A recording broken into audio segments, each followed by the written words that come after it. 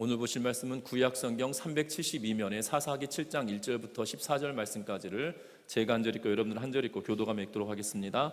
여룻바알이라 하는 기드온과 그를 따르는 모든 백성이 일찍이 일어나 하롯셈 곁에 진을 쳤고 미디안의 진영은 그들의 북쪽이요 모레산 앞 골짜기에 있었더라.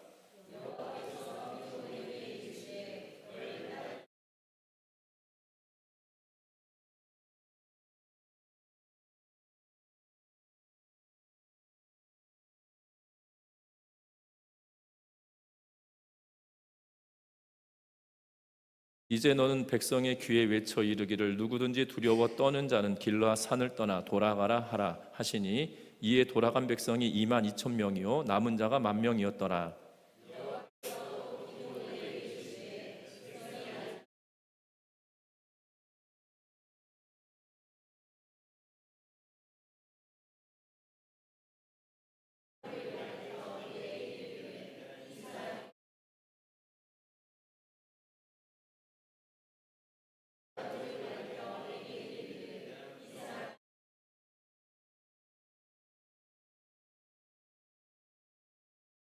이에 백성을 인도하여 물가에 내려가매 여호와께서 기드온에게 이르시되 누구든지 개가 핥는 것 같이 혀로 물을 핥는 자들을 너는 따로 세우고 또 누구든지 무릎을 꿇고 마시는 자들도 그와 같이 하라 하시더니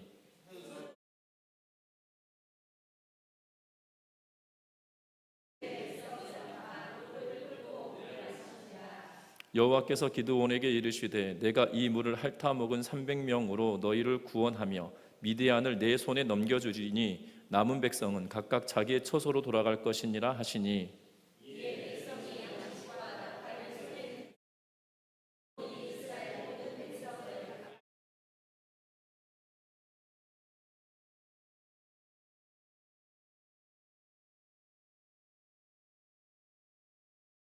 그 밤에 여호와께서 기드온에게 이르시되 일어나 진영으로 내려가라 내가 그것을 내 손에 넘겨 주었느니라.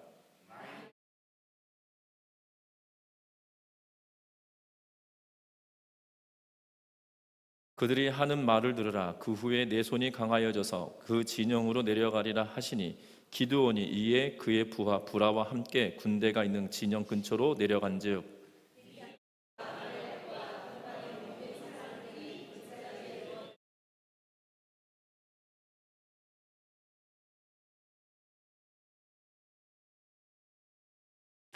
기드온이 그곳에 이른즉 어떤 사람이 그의 친구에게 꿈을 말하여 이르기를 보라 내가 한 꿈을 꾸었는데 꿈에 보리떡 한 덩이가 미디안 진영으로 굴러 들어와 한 장막에 이르러 그것을 쳐서 무너뜨려 위쪽으로 엎으니 그 장막이 쓰러지더라.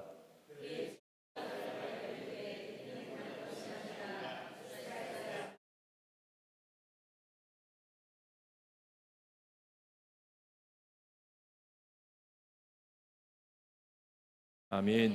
우리 서로 인사 나누고 말씀 나누겠습니다. 사랑하고 축복합니다. 동아 비즈니스 리뷰라고 하는 이 잡지에 뛰어난 무기보다 뛰어난 장수가 더 중요하다라는 기사가 있습니다. 그 기사의 내용은 이렇습니다. 조선은 문의 나라다. 다시 말하면 이 글을 읽는 학자들이 있는 나라다라고 말을 하는 거죠. 특별히 그런데 조선은 이 문을 중시하는 그러한 사회가 아닙니다. 여러분들 양반이다라고 이야기할 때 우리가 양반이라고 말할 때는 문반과 무반을 이렇게 합쳐서 양반이다라고 이야기하거든요. 문반은 이 글을 그 과거 시험, 그러니까 문과에 합격을 한 사람들을 이 문반이라고 하고 무과 시험에 합격한 사람들을 무반이다라고 이야기하는데 그래서 이 둘을 두고 양반이다라고 말을 합니다. 그런데 조선 시대에는 이 문반이 더 탁월하게 여겨졌던 그러한 시대를 살아가고 무반은 더 터부시되었던 그러한 일들이 있었다라는 거죠. 그래서 조선시대에는 이 문반이 더 이 많은 활약들을 하다 보니 문반이 터부시되던 그러한 상황 때문에 이 조선이 건국되고 조선 초기에는 많은 군대를 통해서 이 왕권이 강화되었다라면 중반 후반을 넘어가면서 군사력이 약하여지는 그러한 모습을 보게 됩니다. 그래서 임진 외란도 일어나게 되어지고 이 이 병자 호란도 일어나게 되어지는 것들을 보게 되죠.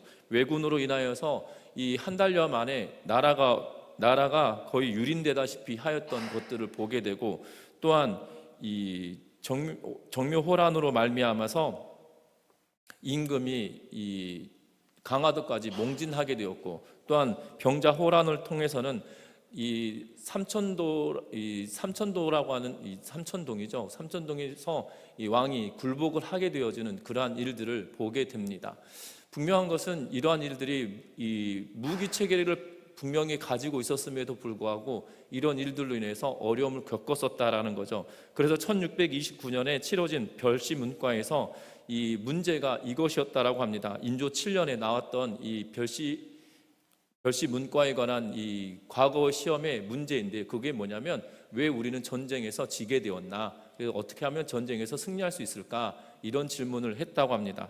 그 시험에 장원급제한 정두경이라고 하는 인물이 뭐라고 썼냐면, 싸워서 이기는 방법은 만 가지로 같지 않지만 결국은 우리의 장기로 상대의 단기를 공격하는 것에 불과할 따름입니다 라고 말하는 것을 보게 되죠. 전쟁에서 장기가 매우 중요하다라고 이야기하고, 그렇지만 장기가 절대적이지 않다라고 덧붙여 이야기하고 있는 것을 보게 됩니다.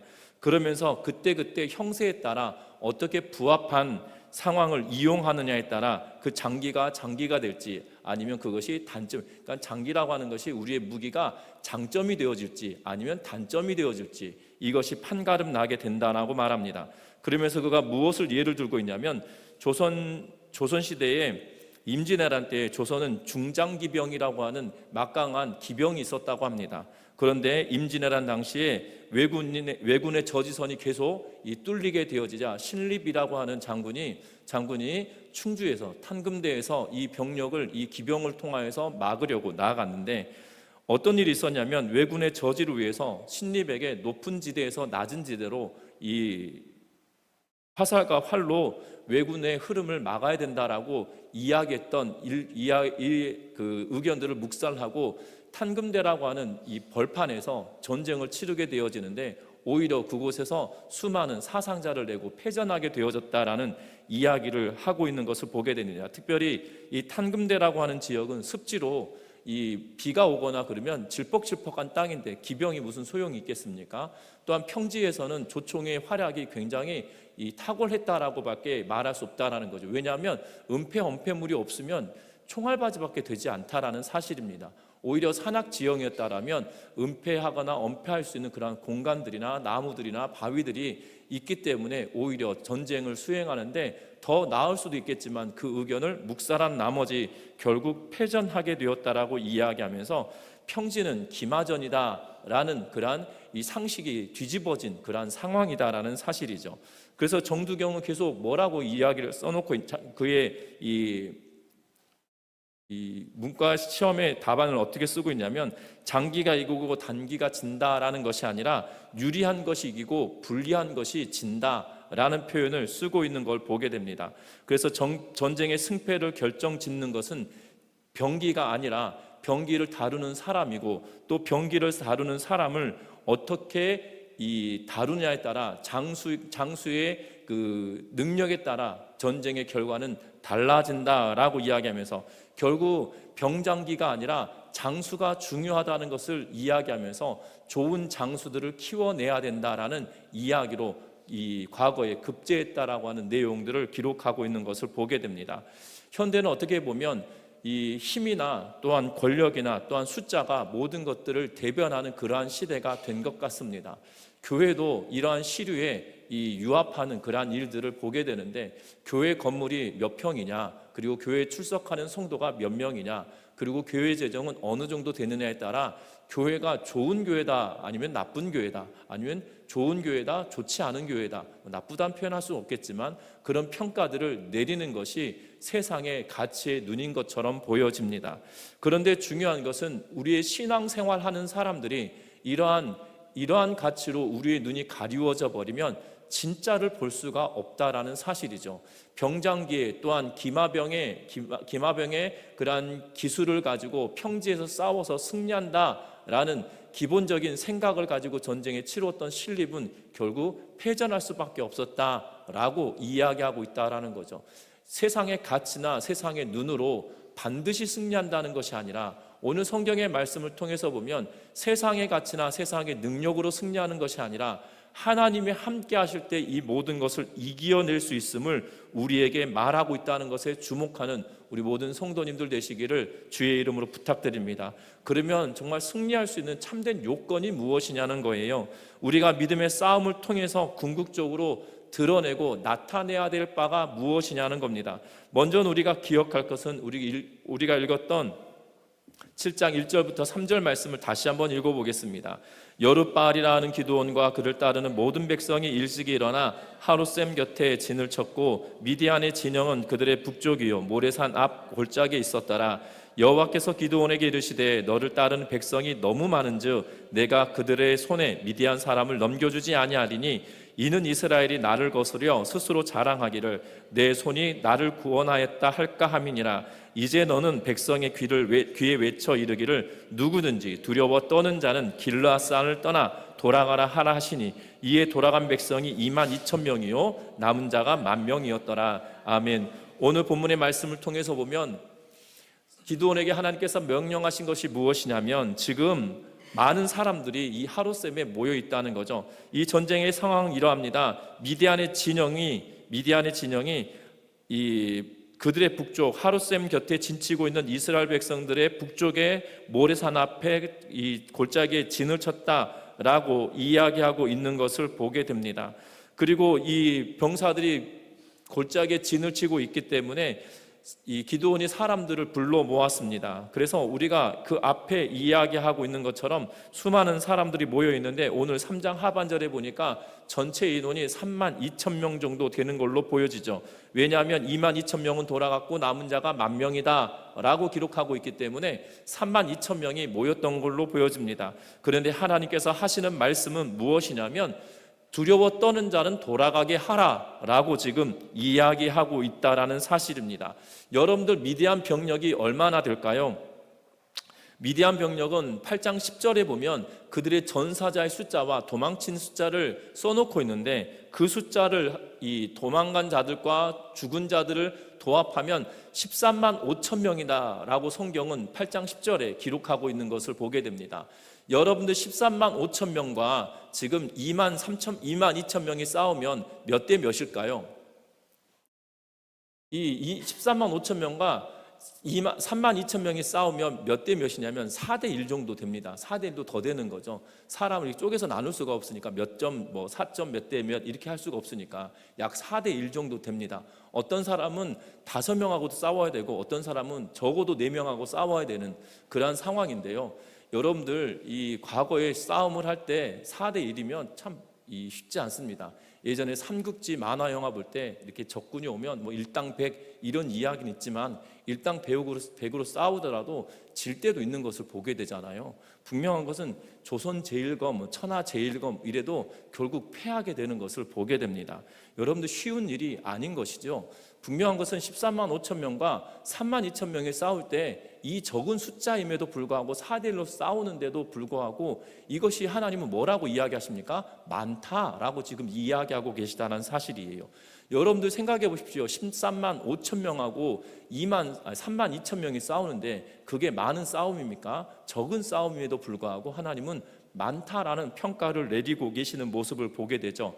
왜 많다라고 평가를 내리십니까? 그 이유는 다른 것이 아니라 2절에 기록합니다. 뭐라고 기록하냐면 여호와께서 기드온에게 이르시되 너를 따르는 백성이 너무 많은즉 내가 그들의 손에 미디안 사람을 넘겨주지 아니하리니 이는 이스라엘이 나를 거슬러 스스로 자랑하기를 내 손이 나를 구원하였다 할까 함이니라 라고 말씀하고 있는 걸 보게 되죠. 쉽게 말하면 이것입니다. 이스라엘 백성들이 이 전쟁에서 내가 분명히 승리하게 할 것인데 그런데 그들은 결국 뭐라고 이야기할 거냐면 우리의 힘으로 13만 5천 명을 이겼다. 니들 봤지? 3만 2천 명 적은 수라고 했지만 적은 수가 아니라 일당 100이었다. 결국 이 전쟁은 우리의 힘으로 승리해낸 것이다 라고 말할 것이 분명하다라고 하나님은 기드온에게 말하고 있는 것을 보게 됩니다.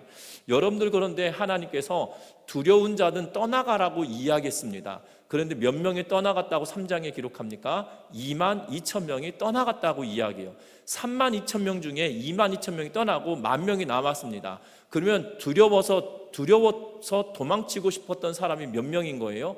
3분의 2가 훌쩍 넘는 거예요. 3분의 2가 훌쩍 넘고 두렵지 않고 전쟁에 나가겠다라고 하는 그 용맹함이 있는 사람은 3분의 1밖에 되지 않았던 거죠.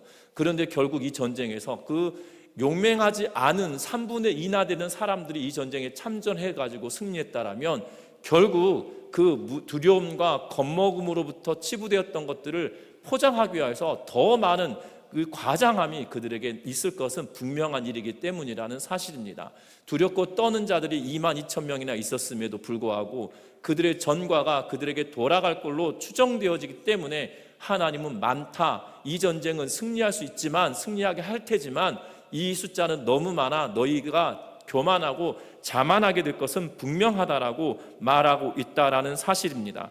우리가 기억할 것이 있습니다. 무엇을 기억하냐면 우리가 영적인 전쟁을 하거나 우리의 일상에서 어려운 문제가 우리 앞에 다가올 때 우리는 하나님이 나와 함께 하심으로 인하여 전쟁에서 승리하고 이 어려움에서 이겨낼 것이라는 확신을 하지만 결국 어느 순간에 오만해지고 교만해져서 내가 정말 우연히 이걸 이긴 거야, 하나님의 은혜는 온데간데 없고 우연히 정말 내 힘으로 이것을 감당했다라고 하는 그러한 상황들이 되어진다는 사실이죠. 우리가 떨쳐낼 것이 있다라면 오롯이 하나님께서 함께 하심으로 하나님의 영광을 위하여 살아가는 우리의 삶이 되어지시기를 주의 이름으로 부탁드립니다. 작은 일에서부터 큰 일에 이르기까지, 많은 것에서부터 작은 것에 이르기까지 오직 하나님께서 영광 받으시기에 합당하신 분입니다 라고 찬양하며 나아가는 믿음의 백성들 되시기를 주의 이름으로 부탁드립니다. 그러면 이제 10,000명이 남았습니다. 그런데 하나님께서 뭐라고 이야기하시냐면 10,000명도 많다라고 지금 말씀하고 계시는 것을 보게 되죠. 그러면서 4절에 보니까 물가로 데려가라고 이야기하십니다. 그러면서 물가로 데려가서 그들을 시험하시는데 어떻게 시험하냐면 5절에 보니까 기드온에게 이르시되 누구든지 개가 핥는 것 같이 혀로 물을 핥는 자들을 너는 따로 세우고 누구든지 무릎을 꿇고 마시는 자들도 그와 같이 하라 하시더니 라고 기록합니다. 5절과 6절 말씀 보면 저는 이 5절과 6절 말씀을 볼 때마다 되게 헷갈립니다. 왜냐하면 개처럼 물을 핥는 자들은 결국 무릎을 꿇고 얼굴을 이 냇가에 얼굴을 파묻고 물을 마시는 그런 모양새인 걸로 보여지고, 그리고 또 하나는 무릎을 꿇고 마시는 자 같은 것 같아요. 그런데 뒤에 6절에 넘어가서는 손으로 움켜쥐고 핥는 자는 300, 그 외의 백성은 물을 꿇고 물을 마신 자니라 라고 이야기하고 있어서 어떤 사람은 지금 이 5절에서는 둘 다 똑같은 모양인 것처럼 이야기하는데 6절에 와서는 어떤 사람은 우리가 반 무릎이라고 하잖아요. 한쪽 무릎은 꿇고 한쪽은 무릎을 세워서 물을 이렇게 떠가지고 핥는 모습인 것처럼 6절은 이야기합니다. 그 인원이 300명이다라고 이야기해요.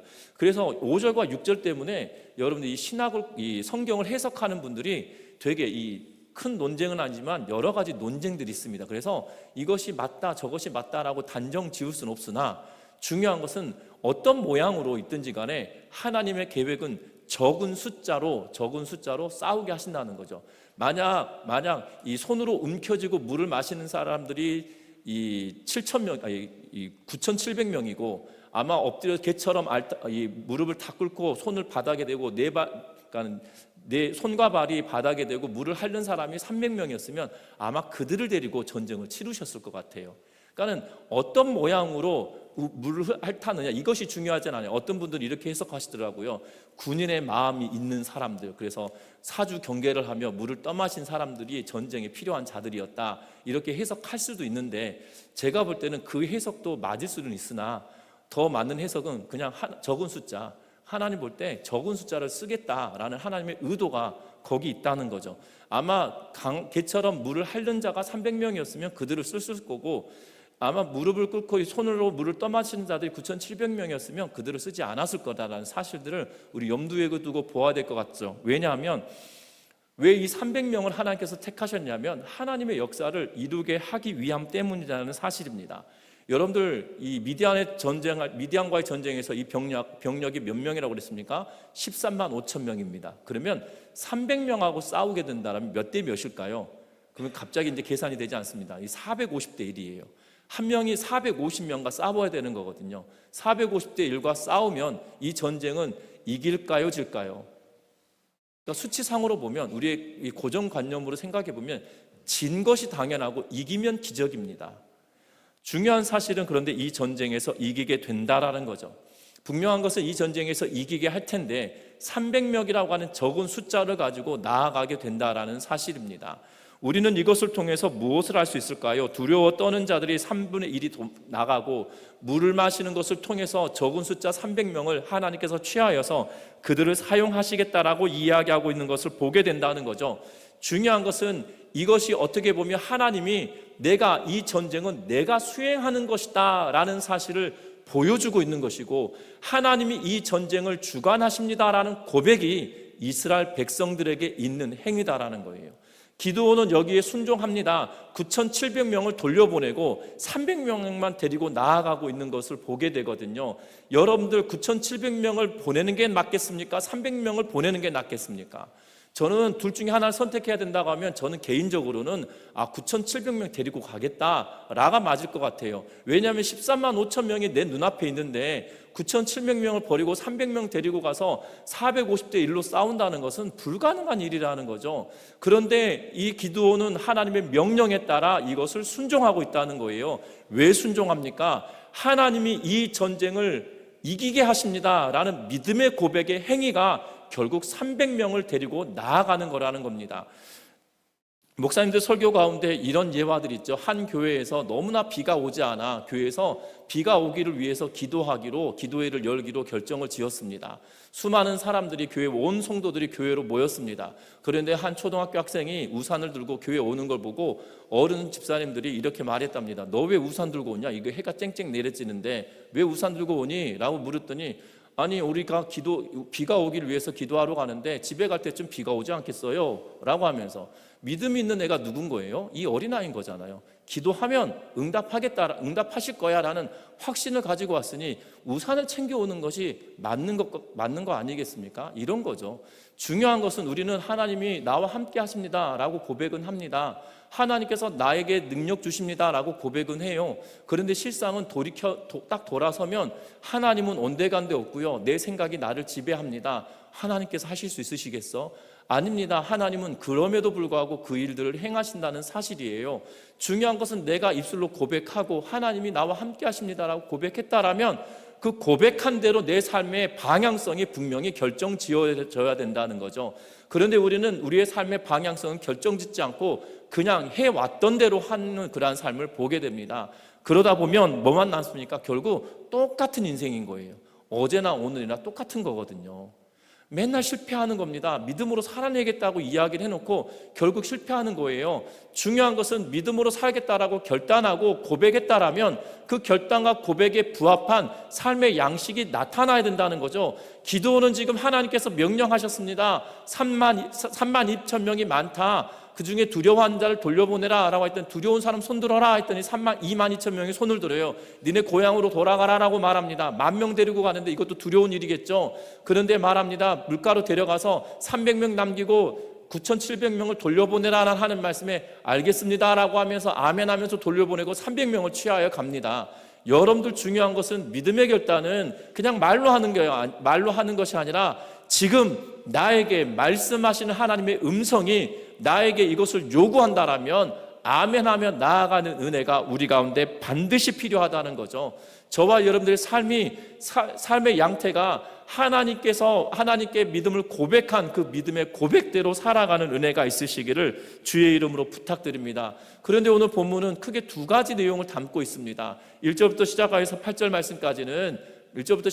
말씀까지는 이스라엘 백성들 사이에서 기드온과 관계된 일들을 해결하는 문제, 또 하나는 지금 미디안 진영에서 벌어진 사건에 대한 이야기를 하고 있는 것을 보게 되죠. 분명한 것은 미디안이 300명을 끌고 이 전쟁에 참전하는데 두렵고 떨리는 것처럼 보여집니다. 여러분들 기억하십니까? 6장에서도 하나님께서 그에게 너가 큰 용사여라고 이야기하고 이 전쟁은 내가 너와 함께 하겠고 이 전쟁은 반드시 승리할 거다라고 말하자 기드온이 두 가지 하나님을 시험하죠. 하나는 하나님이 이 양털 위에만 물이 촉촉하게 하시고 나머지 들녘에는 이 마른 땅이 되게 해주십시오 라고 이야기합니다. 아침에 일어났더니 이 양털에만 있는 거죠. 그래서 밤에 누가 갖다 물을 뿌렸나 이런 의심을 가지고 한 번만 더 하나님 그러면서 온 지면에는 이 이슬로 인하여 물이 젖게 하시고 이 양털만 물이 젖지 않게 해주십시오 라고 했던 하나님께서 동일하게 응답해 주시죠. 그러면서 시간이 이렇게 미뤄지고 있잖아요. 내가 지금 나가면 이 전쟁에서 승리한다 라고 이야기하면서 보내셨지만 지금 두려운 마음으로 전쟁에 나가지 못하는 상황인 것처럼 보여지죠. 그리고 병력에 대한 이야기를 하면서 뒤에 여전히 두렵고 떨리는 마음으로 여전히 기드온에게 있기에 하나님께서 그에게 뭐라고 말씀하시냐면 기드온에게 부라와 더불어 그의 수하였던 부라와 더불어 미디안의 진영으로 들어가 보라고 이야기하고 그 들어갔더니 어떤 일이 벌어집니까? 11절에 보니까 그들이 하는 말을 들으라. 그 후에 내 손이 강하여져서 라고 하면서 네가 미디안 진영으로 내려가서 사람들의 이야기를 듣게 될 텐데 그 이야기를 듣고 강하고 그리고 담대해져서 그 진영으로 내려가라고 이야기하고 있는 것을 보게 됩니다. 그 꿈의 그 내용은 무엇입니까? 수많은 사람들, 여러분들 13만 5천 명이 모여 있으니 얼마나 대단하겠습니까? 13만 5천 명이면 어마어마한 숫자이거든요. 그 숫자들이 모여 있는 그곳에 숨어 들어갑니다. 그랬더니 그 병사들 가운데 한 친구가 꿈을 꿨습니다. 보리떡 한 덩이가 미디안 진영으로 굴러 들어오는데 한 장막에 이르러서 그것을 쳐서 무너뜨리고 위쪽으로 엎으니 그 장막이 쓰러지더라 라고 이야기하고 있어요. 여러분들 보리떡 한 덩이가 얼마나 컸는지 모르겠지만 아마 그 꿈속이기 때문에 보리떡 덩어리가 엄청 컸던 걸로 꿈속에서 엄청 컸던 걸로 추정되어집니다. 왜냐하면 굴러왔다고 이야기하고 한 진영에 있는데 다시 말 한 텐트에 머물러 있는데 그 텐트를 위에서 덮어버렸다라는 표현을 쓰고 있기 때문이죠. 그래서 그 장막이 무너지게 되었다라고 꿈을 꾸었다라고 말합니다. 그랬더니 그 꿈 이야기를 듣고 있던 초병이 뭐라고 이야기합니까? 다른 것이 아니다. 이스라엘 사람 요아스의 아들 기드온의 칼이라 하나님이 미디안과 그 모든 진영을 그의 손에 넘겨주셨느니라 라고 말하고 있어요. 여러분들 그 초병이 지금 보초 쓰면서 이야기를 나누고 있는 것처럼 보여지는데요. 뭐 보초를 쓰든 아닌지는 모르겠지만 그들의 이야기를 종합하면 결국 기드온이 이 전쟁은 승리하게 될 거야 라고 적군의 입을 통하여서 하나님께서 말씀해 주고 계시는 모습을 보게 된다라는 거죠. 여러분들 우리의 상황은 어찌 보면 계속적으로 두려운 일들이 우리 앞에 있는 것처럼 여겨질 겁니다. 기드온 앞에도 그렇지 않겠습니까? 13만 5천 명이 눈앞에 보여지는데 3만 2천 명도 적은데 10,000명으로 줄었죠. 거기다 10,000명에서 300명으로 줄었죠. 그러면 두려운 마음이 더할 것임에도 불구하고 순종하며 나아갔더니 하나님께서 뭐라고 이야기하시냐면 너 가서 들어봐라. 그들의 이야기를 들으면 너 깜짝 놀래고 갑자기 용기가 샘솟을걸? 이라고 이야기하고 계시는 거잖아요. 여러분들 그런데 중요한 것은 기드온이 그 일들을 하고 있다는 거예요. 저 같으면 가슴이 쫄릴 것 같아요. 지금 13만 5천 명이 있는데 지금 눈으로 따지면 몇 개입니까? 지금 27만 개의 눈으로 다 지켜보는 거잖아요. 여러분들 주변에 27만 개의 눈이 나를 쳐다보고 있다고 생각해 보십시오. 그러면 어느 순간 어떤 일이 그 수많은 사람들이 각각 다른 곳을 보고 있다고 하면 그 중에 한 사람이 나를 발각하면 어떤 일이 벌어집니까? 적이다! 라는 소리 한 번만 질러도 붙들릴 수밖에 없는 상황이잖아요. 그런데 그곳에 가라고 이야기합니다. 특별히 11절과 12절에 보면 내려가라라고 하는 단어가 5번, 그리고 이 내려가라는 명령조로 이야기한 것이 4번에 기록되어져 있는 것을 보게 됩니다. 가라, 가라라고 이야기하시고 재촉하듯이 말씀하고 계시는 것을 보게 되죠. 그런데 그곳에 내려갑니다. 두렵고 떨리는 마음으로 2명이 기드온과 더불어 부라와 함께 내려가는데 두려울 것 같아요. 무서울 것 같아요. 저 같으면. 그런데 그것까지도 순종하고 있는 모습을 보게 되죠. 왜 그렇습니까? 믿음을 가진 자는 결국 하나님께서 그를 큰 용사로 사용하고 계시다는 사실을 주목하는 저와 여러분들 되시기를 주의 이름으로 부탁합니다.